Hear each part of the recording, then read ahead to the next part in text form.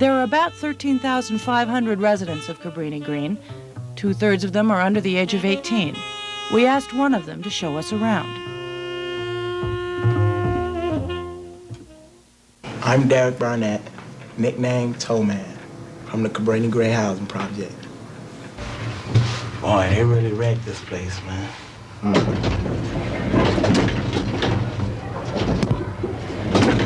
And these are the apartments of the people houses that live in the Cabrini-Green areas. I'm scared over here for my kids, because I stays in the house. But my children have to go to school, and I will say I am afraid over here. I don't believe there's no hope for it. I tell you the truth, I really don't. They tore up the heaters and things. They tore the lights and things out. And right on the wall, I can't stand it. You ain't gonna find nobody over here, you know, that's gonna represent CHA, Cabrini-Green Housing Project, but Jesse White tumbling team. And we could not perform because some of the youngsters who are part of my tumbling team realized the fact that they were on different turf.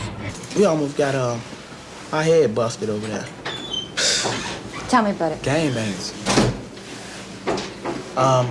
Yeah, we was tumbling, you know, and they synced the tattoos on the arms, you know.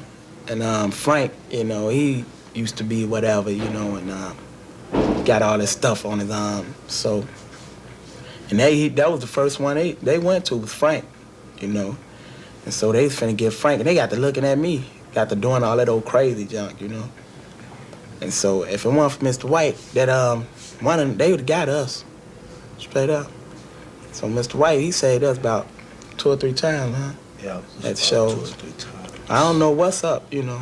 I don't know why they picked at us, because we ain't about all that garbage. These youngsters that we have here are self-motivated, they're dedicated, and they're just generally good kids. They need direction, just like I guess all of us do.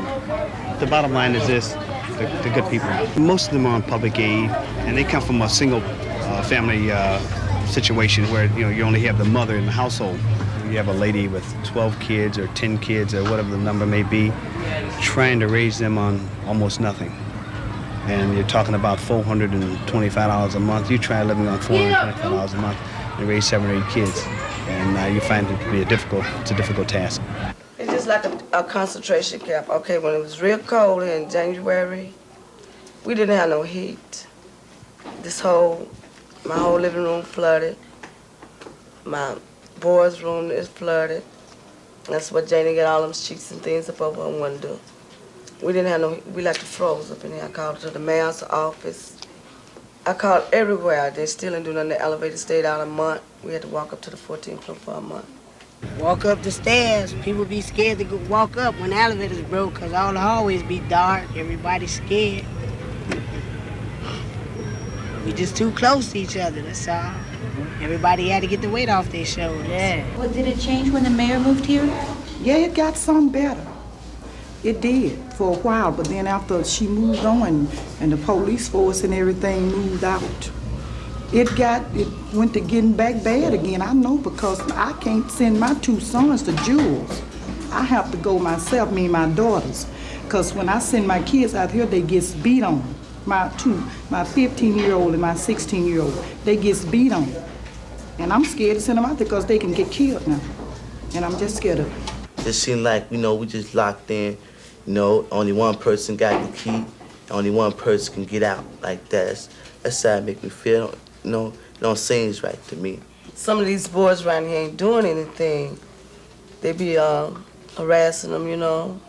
Just cause if one boy do something in here, they harassed all of them, you know. Just like when this parole officer came up in here and got beat up. They locked up a lot of innocent kids, you know, that didn't do anything. They don't know who did it. They just was picking up people, putting them in jail. The police coming around, harassing people.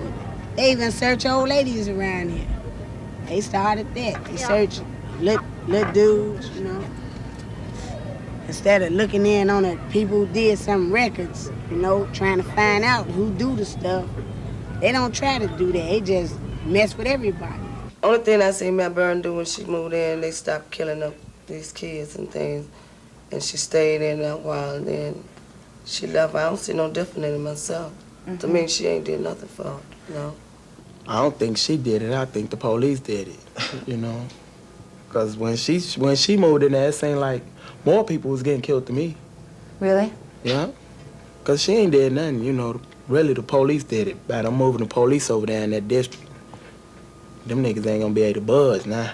They took me down, you know, and got to talking to me and asking me questions, you know, and so as they say, I was lying. So I told them, I say, man, I swear, you know, I said, I promise, man, I ain't did nothing, you know. So, and it was some police from Area 6. They had called the police from Area 6.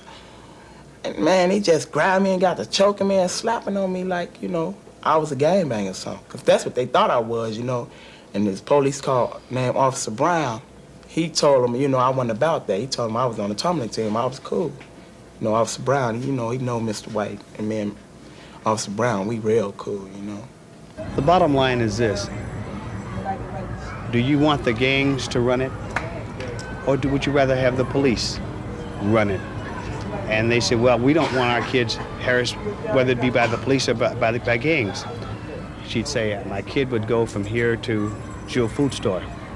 And the first block, he stopped by and searched by a gang member. The second block, he stopped and searched by the police. The third block, he stopped and searched by a different gang. And the fifth block, he stopped by the police. The blacks have to change it. The blacks, they see, a lot of people sit around and talk. Talk ain't gonna do nothing. You have to change it.